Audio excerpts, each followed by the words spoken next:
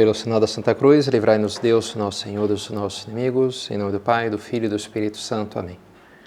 Meu Senhor e meu Deus, creio firmemente que estás aqui, que me vês, que me ouves, adoro-te com profunda reverência. Peço perdão dos meus pecados e graça para fazer com fruto este tempo de oração. Minha Mãe Imaculada, São José, meu Pai e Senhor, meu anjo da guarda, intercedei por mim.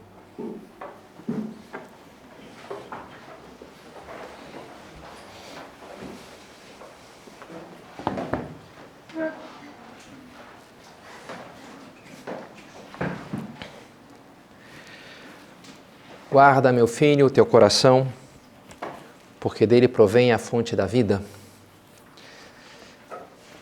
Eu escutei uma história uma vez interessante. Isso é um homem que chegou para trabalhar numa empresa de design, de propaganda, talvez de marketing, ou de design de produto, não lembro bem. E ele chegou lá, era já alguns anos atrás, um colega lá do escritório, pegou o e-mail dele e incluiu numa mailing list, numa lista de distribuição, que ele mandava uma vez por semana, na qual ele recolhia fotos e vídeos pornográficos que ele tinha mais gostado daquela uma coletânea da semana, do que mais chamou a atenção, do que ele gostou mais. Então mandava lá. E aquele novo que falou com ele, olha, cara, me tira dessa lista aí, né? Não quero que você me mande esse negócio, né? E o outro teve uma reação meio típica, que disse, qual o problema? Não gosto de mulher? Não, tipo, que reação meio masculina, assim, né? Duvidando da virilidade do outro, né? E achei interessante a resposta. Ele falou, não, cara, não é isso. Mais ou menos assim, né? Você me manda essas tuas imagens aí, vou ficar olhando para elas. O que isso vai produzir em mim? Por acaso vai me ajudar a trabalhar melhor, a me concentrar mais no trabalho? Certamente não, né?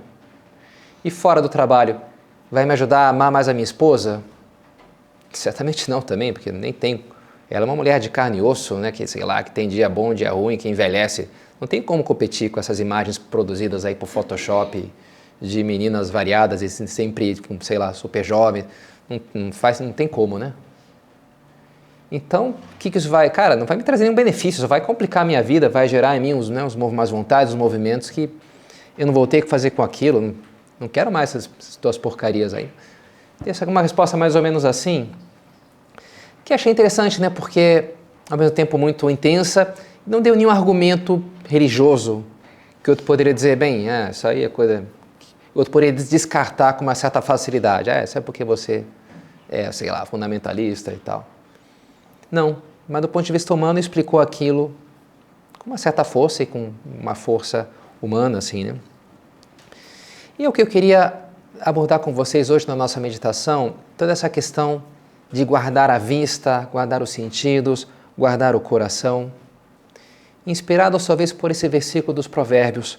Com todo cuidado, guarda o teu coração, pois dele procede a vida. Importância, né? Guardar o coração, porque dele procede a vida. E vamos primeiro refletir sobre como o que eu tenho no coração define a minha vida, o que eu permito que entre no meu coração vai determinar a vida que eu vivo e a pessoa que eu me torno. Esse é um primeiro ponto, né? A explicação teórica da coisa. Por que uma coisa depende da outra. Depois, por que é preciso guardar esse coração? Estar atento ao que entra nele ou não, né? Essa guarda. O guarda na porta não deixa entrar qualquer coisa.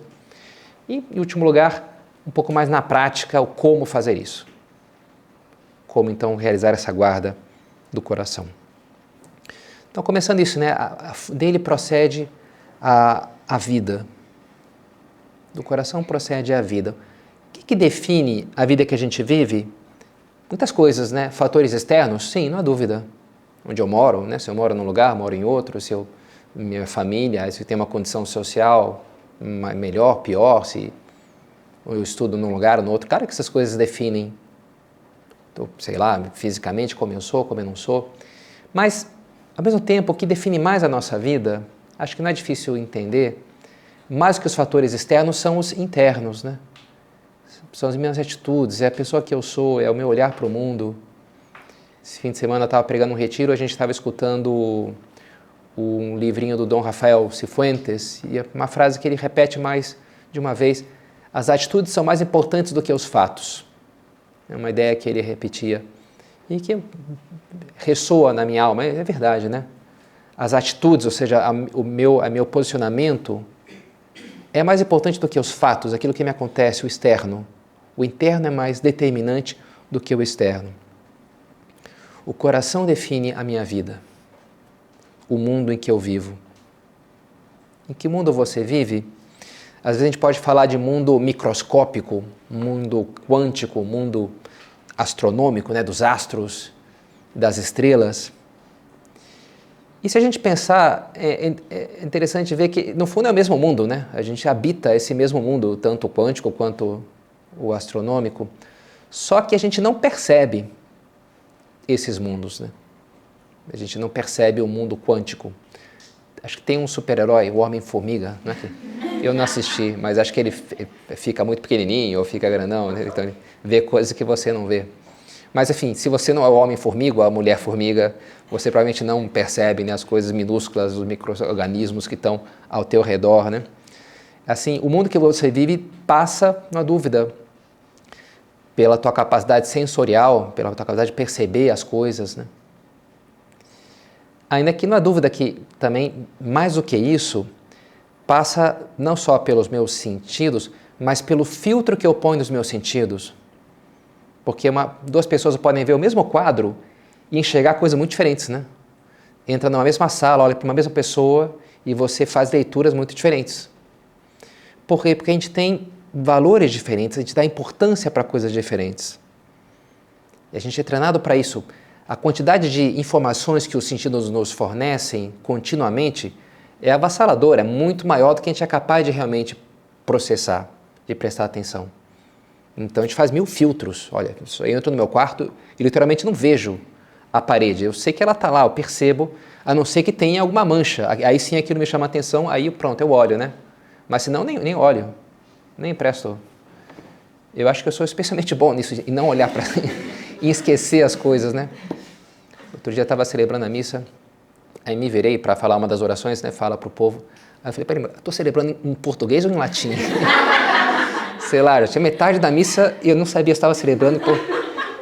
É abstração, né? Você abstrai, celebra. Enfim, talvez algo de distração também se poderia dizer.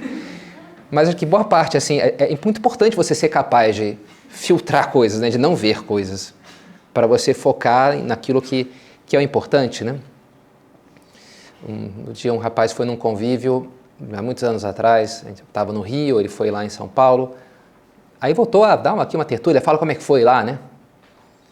E ele vem lá, ele deu a tertúlia pra gente, puxou um caderninho e no jantar, então no primeiro dia, a gente comeu macarrão com almôndegas. Aí no café da manhã do segundo dia, a gente falou, cara, tudo bem, mas sei lá, talvez não é isso que a gente está tão interessado, né?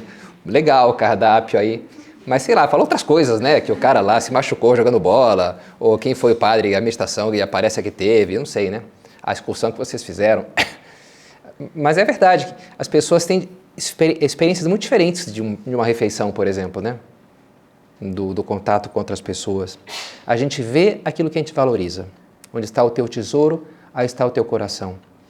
Como falava Jesus, os medievais também eles falavam ubi amor ibi oculus. Os teus óculos, não, óculos é olhos em latim. Então, onde está o teu coração, o teu amor, ubi amor ibi oculus. Onde está o teu amor, aí estará os teus olhos, né? Você olha para aquilo que você ama. Você repara naquilo que te atrai, né? Ibi amor, ibi oculus. Então, essa é a primeira ideia, né? O mundo que eu vivo se define em função, e a pessoa que eu sou, a vida que eu vivo, se define em função dos meus valores, do que eu tenho no meu coração. O meu coração define, dele procede a vida. A gente já vai entendendo por que isso é assim. Agora, o segundo ponto, que eu vou me alongar um pouco mais, é por que precisa guardar, então, esse coração. E é basicamente isso, porque podem entrar coisas que talvez eu não quisesse que entrasse. Ele pode me levar para um lugar onde eu não quero que ele vá. Essa configuração dos meus valores, a minha hierarquia de valor, nem sempre é algo tão consciente ou mesmo voluntária. É algo que vai acontecendo. Se você se descuida, ela vai acontecendo de uma maneira que talvez você não gostaria ou não é a mais satisfatória. Já Nosso Senhor nos alerta com relação ao dinheiro, né? Ninguém pode servir a dois senhores, não pode servir a Deus e ao dinheiro, acabará odiando a um e amando o outro. E por isso fala, a avareza é uma idolatria. No fundo, e várias vezes na Bíblia se associa isso, né? A avareza com a idolatria, no fundo. Não é que a pessoa tenha um cofrinho, ou sei lá, se ajoelha diante do cartão de crédito, mas na prática, né, acaba sendo o seu top value, né? O seu valor do topo da hierarquia é aquilo ali, a grana, isso aqui é o que conta, entendeu? Porque o cara é mais rico, o outro é mais pobre, então isso aqui é o meu critério. Talvez não que a pessoa assine um papel, faz um ato de fé, mas aquilo acaba acontecendo na alma da pessoa. E por isso que a gente quer estar atento, né? O que está acontecendo na minha alma, o que eu estou valorizando. Eu posso entrar num ambiente corporativo muito competitivo e daqui a pouco aquilo é tudo, né? Eu tenho que mostrar resultado. Ou numa escola, onde a beleza física é a única coisa que importa numa menina, e pronto, fico, né, com aquilo, me ocupa completamente a cabeça. Ou, não sei, amigos mais religiosos, e aquilo já me dá uma mudança na minha visão das coisas, ou mais artísticos, ou mais esportivos. Os nossos valores vão sendo alterados também com as pessoas que a gente convive, com o ambiente que a gente frequenta, né? E isso se dá também, na dúvida, com relação à nossa relação com o prazer sensual, com a sexualidade. A gente vive, já se disse alguma vez, nessa sociedade hipersexualizada. A gente é submetido a estímulos contínuos, estímulos sexuais desde precocemente. Um dado assim meio biológico que me chamou a atenção é que as meninas, a idade média de entrada na puberdade teria baixado 1 ano e meio, no período de estudo que fizeram, né? Ou seja, a infância está diminuindo, né? As meninas têm entrado na puberdade mais cedo. É um dado concreto. Mas você pensa bem, provavelmente por isso, pelos estímulos, né? Que desde pequeno você é estimulada a se apresentar sensualmente, as meninas, né? A dancinha que ela vai fazer, né? É um apresentar-se assim. Então aquilo, bem, parece ter algum efeito, né? Biológico. Isso é bom ou ruim? Eu acho que se a gente fizesse uma enquete aqui, todas diriam, sei lá, não parece muito legal esse negócio, né? Deixa as crianças serem crianças, né? Não jogar a menina nas confusões emocionais da adolescência meio precocemente, sei lá, deixa ela tranquila e não que o peso que entra, que você tem que ser atrativa sexualmente, você tem que... É uma coisa complicada, né? E eu concordo plenamente. Mas mais além das crianças e dos adolescentes, e para nós também, será que nos faz mal estar constantemente expostos a estímulos sexuais? Qual o problema disso? E olha, o problema é que pode se gerar um monstro, né? Por quê? Porque o instinto sexual é algo muito poderoso, é muito capaz de mobilizar as nossas energias e a nossa atenção de uma maneira muito imediata e poderosa. Talvez mais para os homens do que para as mulheres. Um padre dizia que o homem é fogão a gás e a mulher é fogão a lenha. O homem se aperta um botão, acendeu, né? A mulher já dá mais trabalho, né? Pega a lenha, né? Já o negócio exige um pouco mais de tempo, né? O homem é mais, qualquer coisinha, tamo aí, estamos dispostos, né? Sexualmente se ativa muito rapidamente o homem. Mas enfim, tanto eles como elas, carregamos esse instinto, né? E é um instinto poderoso que existe para um fim muito concreto, para uma situação muito específica, né? Reprodução, casamento, homem e mulher. E você não quer o teu aluno em sala de aula com esse instinto ativado, excitado sexualmente, né? Não vai ajudar ele a prestar atenção na aula. Você não quer um atleta que está treinando, movido por isso, ou um músico praticando o seu instrumento? Confunde, atrapalha, né? Não é o momento. Aquilo está fora de contexto. Quando ativa o instinto, você fica muito mobilizado por aquilo. Só pensa naquilo, dizia, não sei se vocês viram um quadro antigo do Chico Anísio, ele só pensa naquilo. É que é verdade, sabe? Ativou o instinto, o cara fica super... Aquilo ali é tudo, né? E a gente é feito para ser assim. Ou é o que dizia o cara lá da agência de design, olha, isso aqui não vai me ajudar para nada, né? Vai me puxar poderosamente para um negócio aqui que não tem sentido, né? Não é que o sexo seja algo ruim, é ruim fora do contexto. Isso sim. E pode ser bem ruim fora do contexto, né? Pode te levar a perder o teu emprego, como já vi acontecer. Pode te levar a ir para a cadeia, né? Como acontece. Se aquilo está fora do contexto. E mesmo que não tenha essas consequências mais drásticas, exteriores, pode acabar restringindo muito a nossa experiência da vida, nos tornar, no fundo, egoístas, né? Nos fechar para a dimensão espiritual da vida. De outra maneira, pode nos levar para o inferno, nessa vida, ou sobretudo na outra. Na dúvida que pode, né? Sábado passado a gente celebrou o Imaculado Coração de Maria, que é uma devoção promovida por Nossa Senhora em Fátima, irmã de Fátima, irmã Lúcia, né?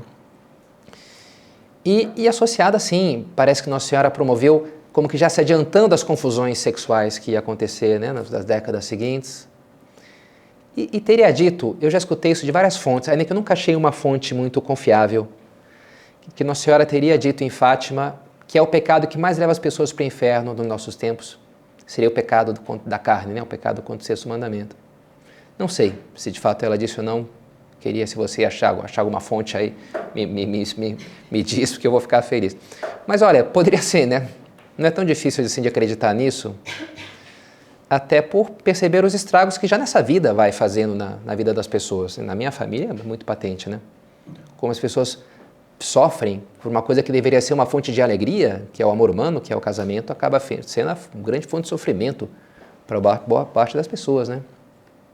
Por essa desordem que entrou na nossa sociedade. Então, por isso que é tão importante guardar-nos desses estímulos sexuais fora de contexto. Não porque seja ruim em si, né? Mas porque fora de contexto, do contexto saudável, atrapalham, né? Não é saudável física, psicológica, espiritualmente. Separar as coisas. O conceito de pureza é um conceito bastante presente no Antigo Testamento. Traz essa coisa das leis da pureza ritual, e que a princípio podem parecer um pouco assim esquisitas, meio arbitrárias.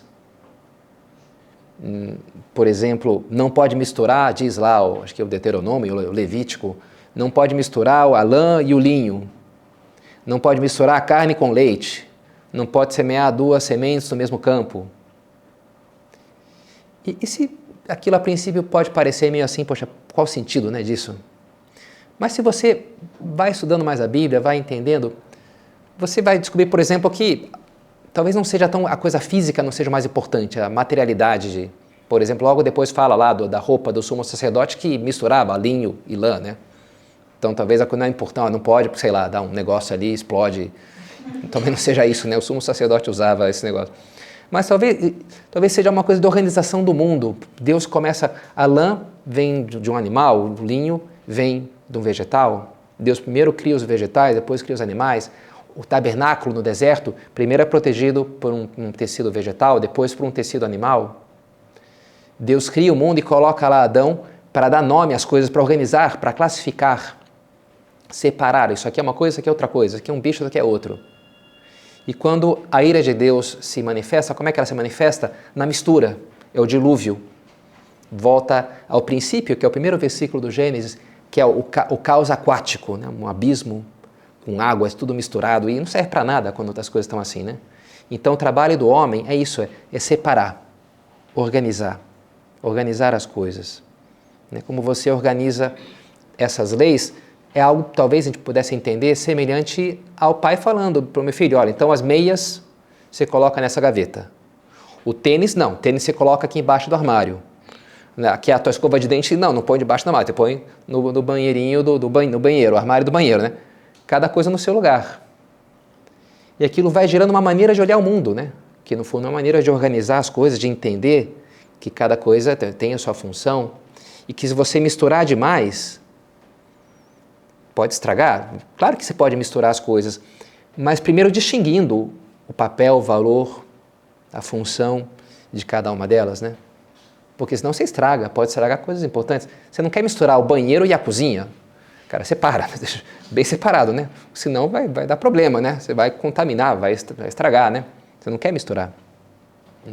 Lembro meu pai, tinha um brinquedo lá que ele mostrava que tinha uma peça de plástico e uma de metal, e ele é engenheiro, então explicando, olha Pedro, você não quer misturar o metal com o plástico, porque o metal é mais duro, então acontece isso, estraga.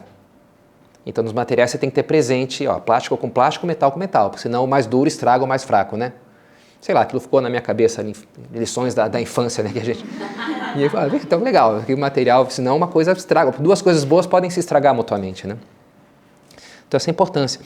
E o mundo de hoje, o mundo da mídia, né, os meios de comunicação, é um mundo que tudo ao mesmo tempo agora, né, essa mistura. Você mistura informação com interesse político.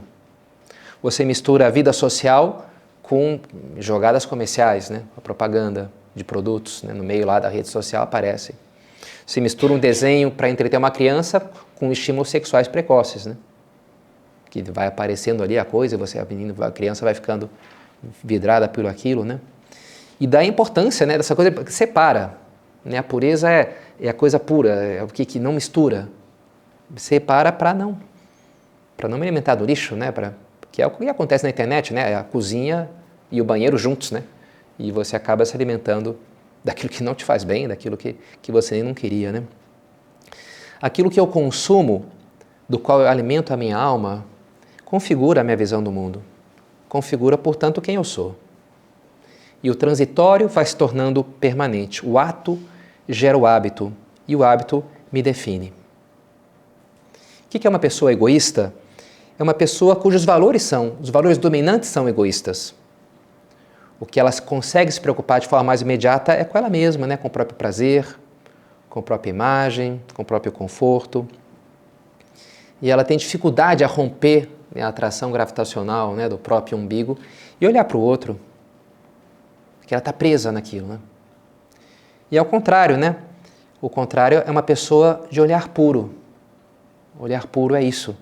É aquela pessoa que é capaz de olhar para o mundo, para os outros, sem o viés do próprio proveito, do próprio ganho imediato.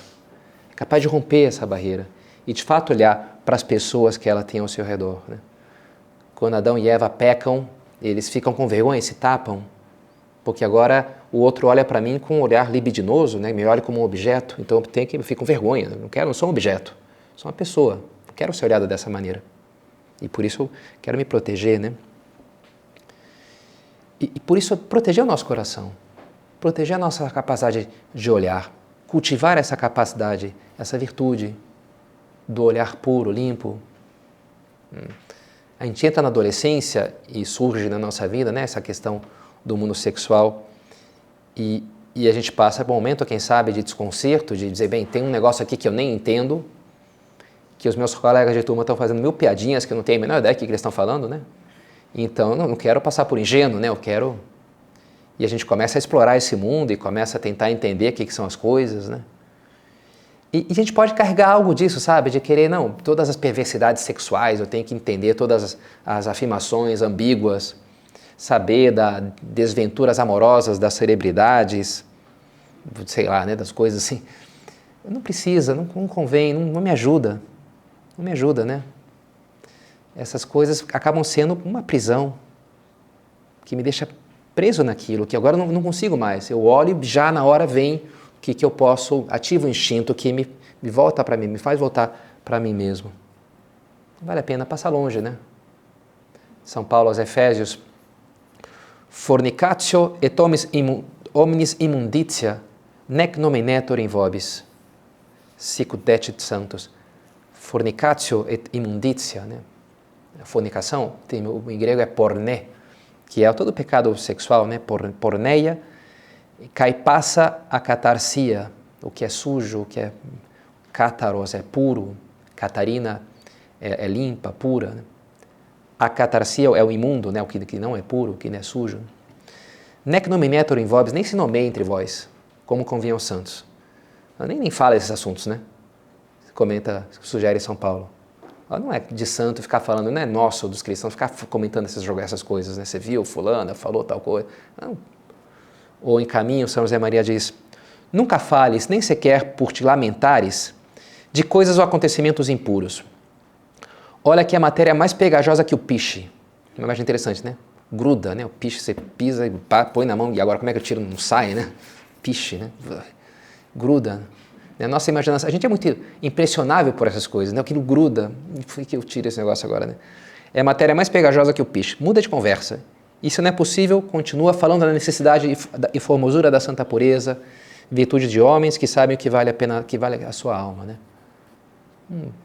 Te afasta, desvia. Não sei se vocês já receberam esse memezinho, colírio, desver, né? O cara jogando esse nome, né? Eu queria desver isso, né?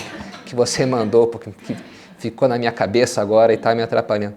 Enfim, acho que não existe até agora, eu pelo menos nunca me topei com esse colírio. A melhor solução, a melhor estratégia é de fato não clicar, não ver, não querer saber, né? Essa notícia, esse negócio, essa foto, não precisa. Mas todo mundo vai comentar, estou curiosa. Luta, né? Luta para dominar, né? Tua curiosidade, luta para ser capaz, né? De dizer não, porque, sei lá, só vai atrapalhar, né? Não vai te ajudar a ser uma pessoa melhor, em absoluto, né? Com todo cuidado, guarda o teu coração, pois ele procede a vida. Guarda o teu coração, a gente fala da guarda da vista, talvez pensando muito assim em Davi, o pecado de Davi, que foi um pecado de fato, tá, da guarda da vista.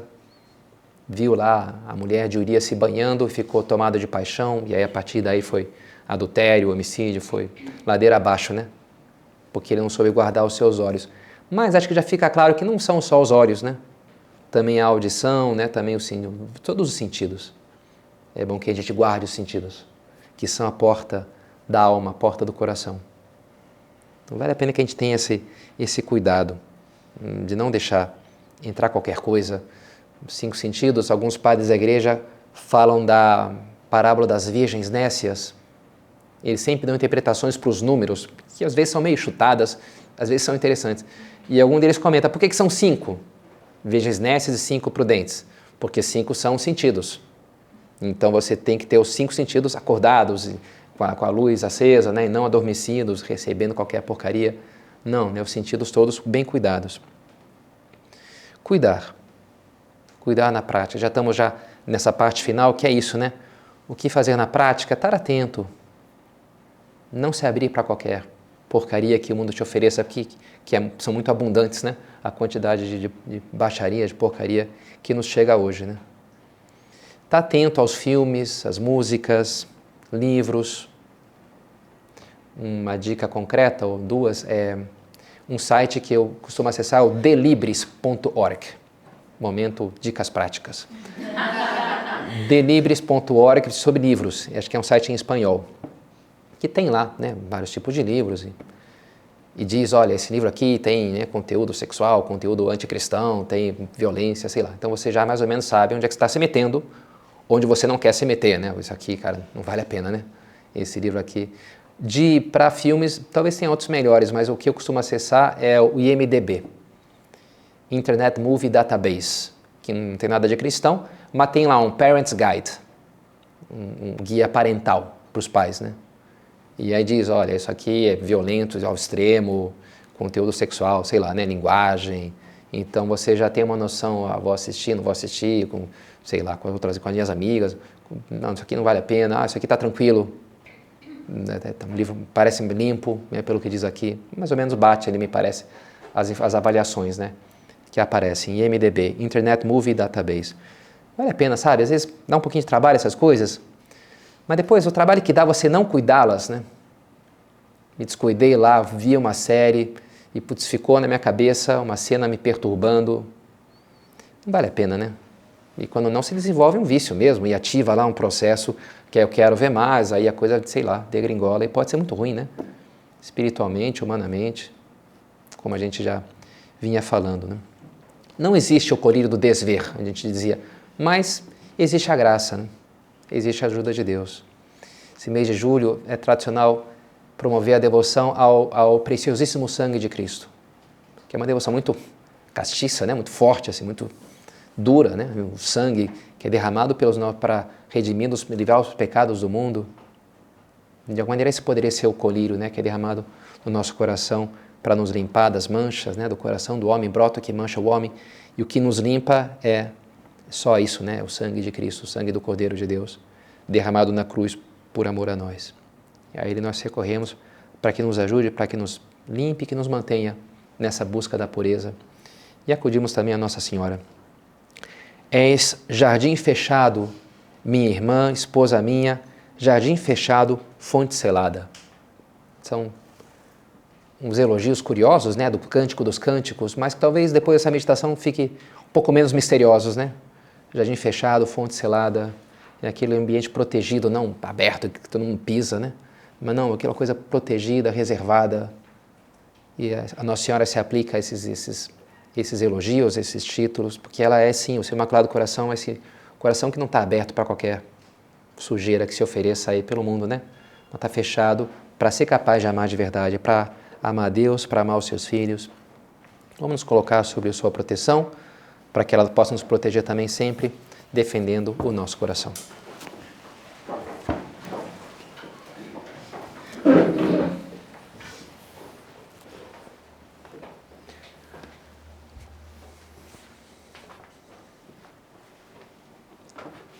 Dou-te graças, meu Deus, pelos bons propósitos, afetos e inspirações que me comunicaste nessa meditação. Peço-te ajuda para os pôr em prática. Minha Mãe Imaculada, São José, meu Pai e Senhor, meu anjo da guarda, intercedei por mim.